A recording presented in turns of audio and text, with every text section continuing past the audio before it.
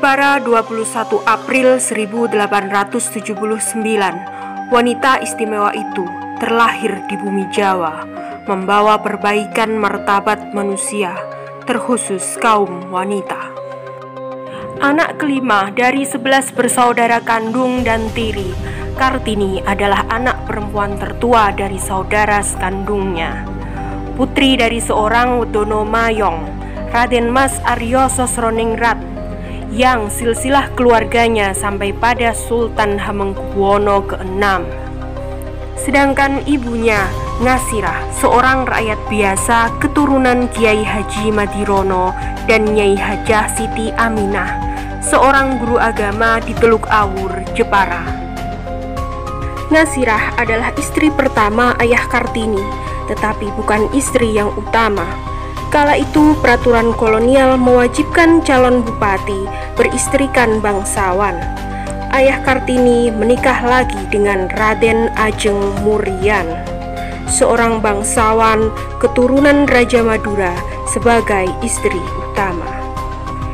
Aturan feodal Jawa mengharuskan Kartini dan saudaranya memanggil Yu pada ibu kandungnya, dan ibunya memanggil Doro pada anak-anaknya, suatu yang salah kaprah di mata Kartini. Sampai usia 12 tahun, Kartini bersekolah di Europe Leger School, sekolah kelas 2 Belanda. Kecerdasannya membuat ia mahir berbahasa Belanda, meski tak ayal diskriminasi ia dapatkan di sekolah. Setelah lulus sekolah itu, Kartini harus memupuskan harapan bersekolah. Ia harus menjalani pingitan sambil menunggu waktu untuk dinikahkan, tanpa bisa menentukan jodohnya dan tanpa bisa menolak menjadi istri yang keberapa. Raden Mas Sosrokartono, kakak kandungnya, senantiasa mendukung Kartini dengan mengirimi buku-buku bacaan dari Belanda.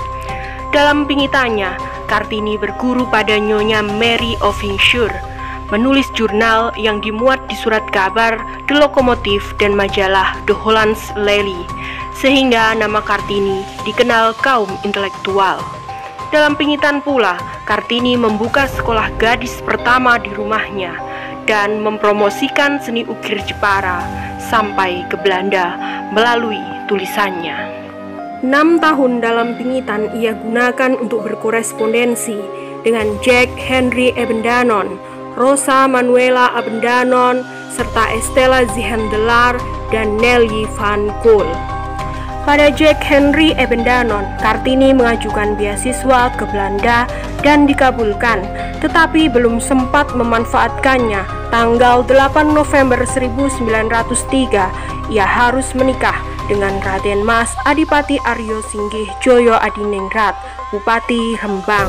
Sayapnya tidak akan terpotong dengan pingitan dan perkawinan. Kartini seorang edukator. Di Rembang, ia membuka sekolah pertama gadis priayi Bumi Putra dan membangun pusat kerajinan ukir. Tak lama setelah pernikahan, tanggal 13 September 1904, ia melahirkan anak pertama sekaligus terakhir, Raden Mas Singgih Susalit, karena pada tanggal 17 September 1904 kesehatannya memburuk pasca melahirkan dan menghembuskan nafas terakhir, dimakamkan di Desa Bulu, Kecamatan Bulu, Rembang. Tahun 1911, surat-suratnya dibukukan dan diterbitkan oleh Abendanon, menginspirasi tokoh-tokoh kebangkitan nasional yang bersekolah di Belanda. Dibentuklah Kartini Club, dan oleh keluarga Van Deventer dibangunlah sekolah untuk perempuan, Sekolah Kartini, di Semarang dan kota besar lainnya. Sungguh harum namamu, Kartini.